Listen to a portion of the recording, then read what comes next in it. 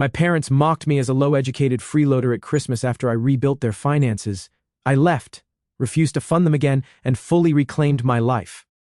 I've been thinking about this a lot lately because it's Christmas again, and it's bringing up a lot of memories from last year. Honestly, I've been trying not to dwell on it too much, but it's hard when the decorations, music, and general holiday vibes remind me of how everything went down. Last Christmas was when I realized how messed up things were with my family and decided to finally put myself first. For a little background, my name's Lucas and I'm 28 now. I grew up in a small town, the kind of place where everyone knows everyone, which sounds cozy until you're the one everyone whispers about. My family looked average on the outside. Mom, Dad, me, and my little sister, Emily. My grandparents lived with us too for a while, and they were probably the only ones who really cared about me, but I'll get to that. Emily is 7 years younger than me, and from the moment she was born, she was basically the queen of the house. I don't blame her for that. She didn't ask to be the favorite, but it was obvious to everyone, even when we were kids. Her birthdays were huge events with decorations, cakes, and gifts that would make you think she was royalty. Meanwhile, my birthdays were combined with Christmas since my birthday is a few days before. One gift, usually something useful like a notebook or socks. I get it. Times were tough, but it still felt like I didn't matter as much. It wasn't just birthdays, though. When Emily joined the debate team in high school, my parents were at every competition cheering her on. But when I played my last basketball game as a senior, they didn't even show up. They said they had to take Emily to practice. Stuff like that happened all the time. It wasn't even subtle. My grandparents, on the other hand, were great. My grandma especially would always try to make me feel included. She'd tell my parents off for ignoring me, but honestly, it didn't change much. When they passed away, both within a few months of each other, it was like the last bit of support I had in that house disappeared. My parents started leaning on me more, but not in the way you'd expect. By the time I graduated high school, I already knew college wasn't in the cards for me. I wanted to study computer science. I was obsessed with coding, building little programs on my own whenever I could, but my parents shut that down immediately. We don't have the money for that, they said, as if that was the end of the conversation, yet somehow they had money for Emily's extracurriculars and private tutors. It hurt, but what could I do? So I moved to the city and got a job at a small tech company doing clerical work. It wasn't glamorous, but it paid the bills, and I was determined to make something of myself. I taught myself to code in my free time, YouTube tutorials, free courses, anything I could get my hands on. After a year or so, I managed to move into an entry-level developer role at the same company. Even though I was finally on my own, my parents were still a big presence in my life. They started calling every month asking for money. It wasn't framed as a request either. It was more like an expectation. You know, raising kids isn't cheap, my mom would say, or we've done so much for you. It's the least you can do. And yeah, I started sending them money every month even though I didn't have much to spare. It didn't stop there. When Emily got accepted into a prestigious law school, I genuinely felt happy for her. Even though things had always been unbalanced between us growing up, I still cared about her. She was my little sister, and I wanted her to do well. My parents called me the day she got her acceptance letter, going on and on about how proud they were. She's going to be a lawyer, my mom kept saying, like she'd already passed the bar. Of course, the conversation didn't end there. They brought up how expensive law school was and how much Emily would need to succeed. Then came the subtle hints about how I could help. You know, it would mean so much to her if you could pitch in, my dad said. My mom chimed in, "You're doing so well now. It's only fair to help your sister. After all, we've supported you your whole life." I didn't even argue.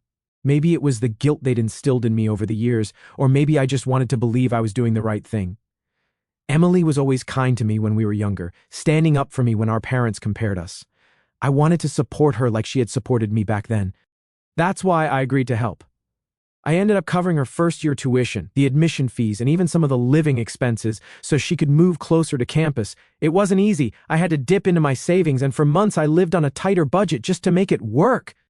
At first, it felt worth it. Emily was so grateful, or at least that's how it seemed. She called me a lot in those first few months, thanking me over and over. "I wouldn't be able to do this without you, Lucas," she said once. I remember feeling a weird mix of pride and relief hearing those words. It was like all the sacrifices I'd made were finally paying off. She'd tell me about her classes and how challenging but exciting they were. "We've got this one professor who's like a total legend in the field," she'd say. "He's tough, but I'm learning so much." I liked hearing about her life, even if I couldn't relate to it. I hadn't gone to college, so I didn't have stories about professors or campus life, but through her I got a small glimpse of what it was like, and that felt nice. The calls started to slow down after a while. At first, I didn't think much of it. Law school sounded intense, and I figured she was just busy. When she did call, it was usually because she needed something. "Hey Lucas, I'm running low on rent money. Can you help? Or I need this textbook, but it's crazy expensive. Can you send me a bit to cover it?" I always said yes. I told myself it was just temporary, that once she graduated and became a lawyer, everything would even out. She'd pay me back, and maybe our parents would finally start treating me with some respect too. But then her tone started changing. The gratitude from earlier was gone, replaced with expectation, like it was my duty to help her. There was no thank you anymore, just a quick acknowledgement before she hung up. When I tried to ask how she was doing or talk about my life, she seemed distracted, like she couldn't wait to get off the phone. Yeah, I'm fine, Lucas. Anyway, about that rent money. I didn't know how to bring it up without sounding petty, so I let it slide, but it started to eat at me. I'd be sitting at my desk at work thinking about how much I was sacrificing for her while she barely acknowledged it. I was skipping new clothes, dinners out with friends, even saving for a better apartment, just so she could focus on school without worrying about money. The thing that really got to me was how our parents acted during all of this. Every time they called, it was the same story. "Emily's doing so well. We're so proud of her." If they mentioned me at all, it was only in relation to how I was helping Emily. "It's good that you're supporting her, Lucas. That's what family does." Not once did they ask how I was doing. They didn't know about the long hours I was putting in or the freelance projects I was taking on just to make ends meet. They didn't know how drained I felt, working nonstop while watching my savings dwindle away. And honestly, I didn't expect them to ask. That's just how it had always been. By the end of Emily's first year, things between us had shifted completely. She didn't call unless she needed something, and when I reached out, she barely responded. I remember texting her once asking how her exams went. She replied a day later with a single word: "Good." No follow-up, no details. It felt like I was talking to a stranger. I started to resent her, but I didn't know how to deal with it. I told myself she was just stressed, that it wasn't personal. But deep down, I couldn't shake the feeling that I was being taken for granted, not just by Emily, but by my parents too. One night, I got a call from my mom. She wanted to talk about Emily, of course. "She's doing so well, Lucas. You should be proud of her," she said in the same way she always did. I muttered something about being glad she was doing well, but I guess my tone gave me away. "What's wrong?" my mom asked, sounding more annoyed than concerned. "Nothing," I said quickly, but then I couldn't stop myself. "It's just, I feel like all I ever do is give. I've been helping Emily nonstop, and it's like no one even notices." There was a long pause before she responded. "Lucas, don't be selfish. Emily is doing something important with her life. You're just working in tech. She's going to be a lawyer. You should be happy to support her." That hit me hard. It was like all the work I'd put into building my life didn't matter because I didn't have a fancy title or a degree. I wanted to argue, to defend myself, but I knew it wouldn't change anything. So I just said, "Okay," and hung up. That conversation stuck with me for weeks. I started to see everything more clearly. By that time, I was exhausted, physically, emotionally, and financially. But I didn't know what to do. Cutting them off felt impossible. They were my family, after all. Yet part of me wondered how much longer I could keep this up before I broke completely. Last Christmas, a few weeks before the holiday, I got a call from my mom.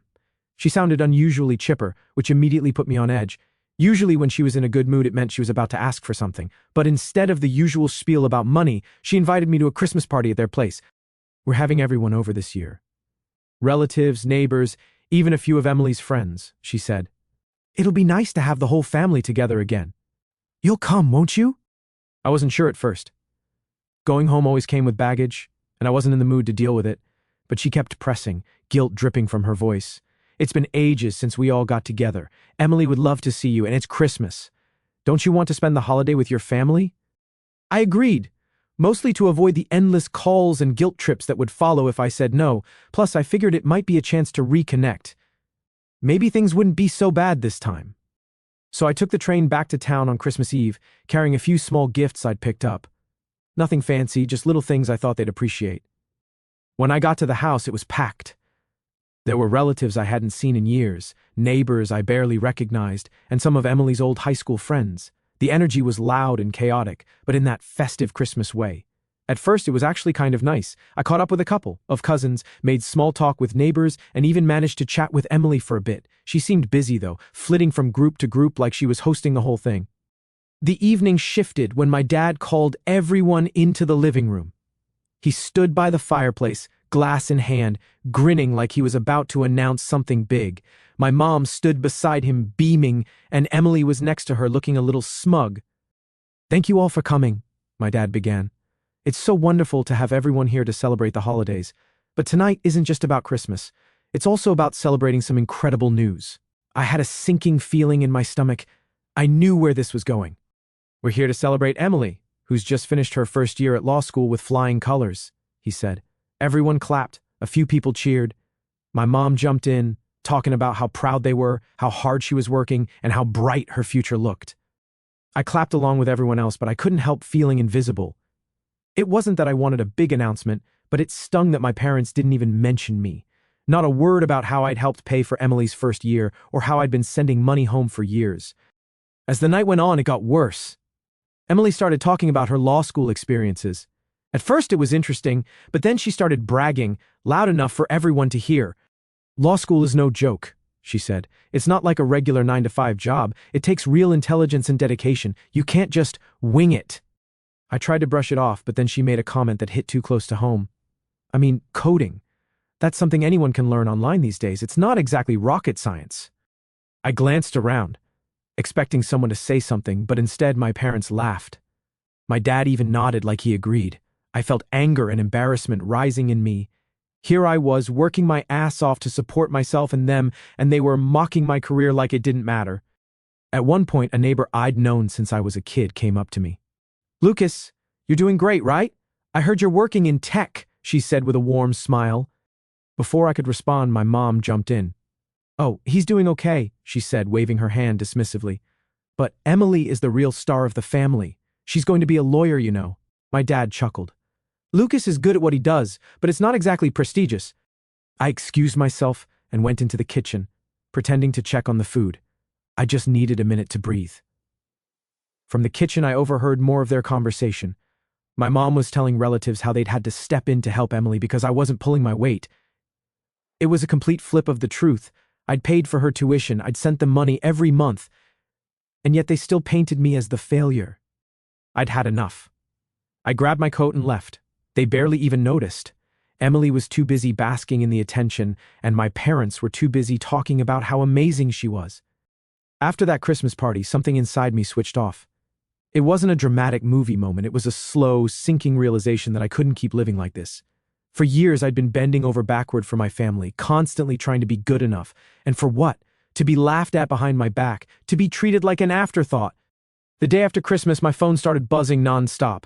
Mom, Dad, eventually Emily. They all wanted to know why I'd left early. "You didn't even say goodbye to anyone," my mom texted, as if that was the worst thing I'd done. I ignored them at first. I needed space. But the calls kept coming, and eventually I picked up when my mom rang again. "Why did you leave like that, Lucas?" "It was rude," she said as soon as I answered. I took a deep breath. "Mom, I left because I'm tired. I'm tired of being treated like I don't matter. I've been helping you guys for years, and all I hear is how I'm a disappointment. At the party, you and Dad were laughing about me. What's the point of helping if that's how you see me?" There was a long pause. Then she sighed like I was the unreasonable one. "Lucas, you're overreacting. You know how proud we are of Emily. She's doing something really impressive, and we just want to celebrate her achievements. It's not about you." "Exactly," I said, my voice shaking. "It's never about me. You didn't even mention me at the party, not once, and when people asked about me, you brushed it off like my career doesn't matter. I'm done feeling like this. I'm done sending money. You can figure it out without me." Her tone changed immediately. "Lucas, don't be ridiculous. You can't just stop helping. We've done so much for you, raised you, supported you. This is what family does. We all chip in." I couldn't help but laugh. "Really? Because it doesn't feel like a team effort, Mom. It feels like I'm the only one chipping in while you and Dad sit back and praise Emily for being the perfect child." She started to argue, but I cut her off. "I'm serious, Mom. I'm done. Don't call me asking for money anymore." Then I hung up. The calls didn't stop, of course. Over the next few days, Dad tried ringing. I didn't answer. Emily texted, "You're really putting a strain on Mom and Dad right now. This is selfish, Lucas." That one hurt more than I expected. I stared at the message a long time before replying. "Selfish? Really? If anyone's selfish here, it's you." Her response came almost instantly. "I didn't ask you to pay my tuition. You chose to do that. Don't blame me for your decisions." That was the moment I realized just how far apart we'd drifted. I blocked her. The first month after I stopped sending money was strange. I kept expecting another guilt trip or angry message, but it was quiet. Too quiet. At first I felt guilty. I'd been supporting them for so long that stopping felt wrong, even though I knew I had every right to. My parents didn't give up easily. After a few weeks of silence, they started reaching out through other people. My aunt called one night, clearly uncomfortable. "Lucas, I don't want to get in the middle of this, but your mom is really upset. She says you're refusing to help them. What's going on?" I sighed. "Aunt Judy, I'm just done. They've been taking advantage of me for years and I can't do it anymore. I'm not their bank. If they're upset, that's on them." She didn't argue. "I understand," she said after a moment. "But they're struggling, Lucas. You might want to think about helping even just a little." I thanked her but didn't take the advice. I'd made up my mind. Once you stop giving in to people who take you for granted, you start to see things clearly. I thought about all the times I'd bent over backward for my family and how little they'd done in return. When I moved to the city, they didn't even give me a ride to the train station. When I got my first promotion, they didn't celebrate. But when Emily got into law school, it was like the second coming. Looking back, I realized they'd never really seen me as a person with my own goals and dreams. To them, I was just the older brother who had to make sacrifices so Emily could shine. A few months after I stopped sending money, Emily reached out again. I still remember the exact moment she called. A Wednesday evening, I'd just gotten home from work. Her name popped up on my screen. For a second, I debated not answering, but curiosity won. "Lucas," she said, voice tight. No hello, no small talk. "What's up?" I asked, already bracing myself. She sighed. "Look, I need your help.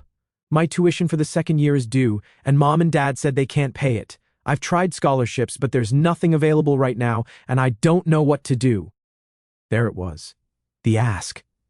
I leaned back in my chair. "Emily, I already helped with your first year," I said, keeping my voice calm. "I told you I couldn't keep doing this. You knew that." Her tone shifted to annoyance. "Yeah, but I thought you'd understand how important this is. Lucas, if I don't pay, I could get kicked out. Do you have any idea what that would look like? Everyone knows I'm in law school. If I drop out, it'll be humiliating for me and the family." I sat up straight. "Emily, are you seriously more worried about how it'll look than the fact you might actually get kicked out?" "Of course I care about that," she snapped. "I've worked so hard to get here, and I can't let it all fall apart because you suddenly decided to be selfish." There was that word again, selfish. It stung a little less each time, but this time it just made me angry. "Selfish," I repeated, laughing bitterly. "Emily, do you even hear yourself? Because I finally said no, I'm the selfish one?" She groaned like I was the unreasonable one. "Lucas, I'm not asking you to support me forever. Just this one time. I'll pay you back once I'm a lawyer. You know I will." She didn't even realize what she was asking. To her, it was just this one time. To me, it was years of being taken for granted. I knew if I gave in now, there would always be one more thing. "No, Emily," I said firmly, "I'm done. You need to figure this out on your own." She was quiet for a second. Then her voice went cold. "You know what, Lucas? Fine. Be that way. But don't come crying to me when you need something. At least I'm trying to do something with my life, unlike you." I didn't respond. I just hung up. The next things I heard about Emily came through relatives. She'd been venting to everyone about how I refused to help, and how it was my fault she was struggling. Mom and Dad backed her up, painting me as the villain. Over the next few months, things unraveled for her. Without my support, she took part-time work, fell behind in classes, and failed a couple by the end of the semester. I'd be lying if I said I didn't feel a little bad. She was in over her head, and our parents weren't stepping up the way I had. But it wasn't my responsibility anymore. By summer, she had officially dropped out. The stress of balancing work and school had been too much. After Emily dropped out, things spiraled for my family. I wasn't directly involved, but in a small-town news travels. Emily moved back home. The part-time job wasn't enough to cover rent once she lost student status.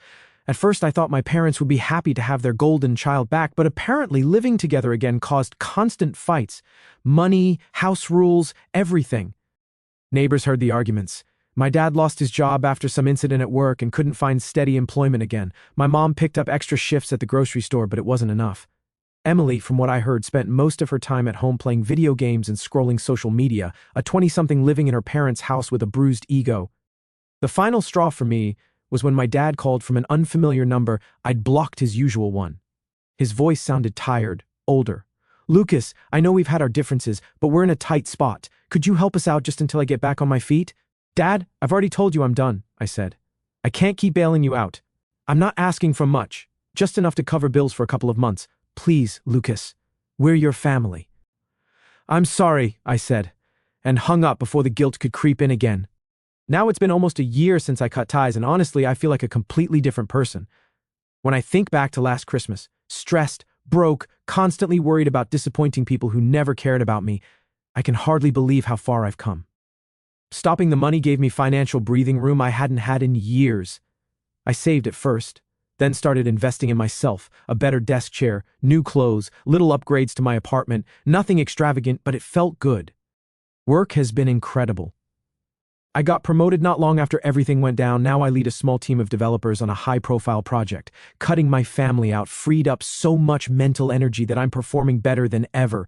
The constant weight of guilt and obligation is gone. The biggest change: I'm back in school.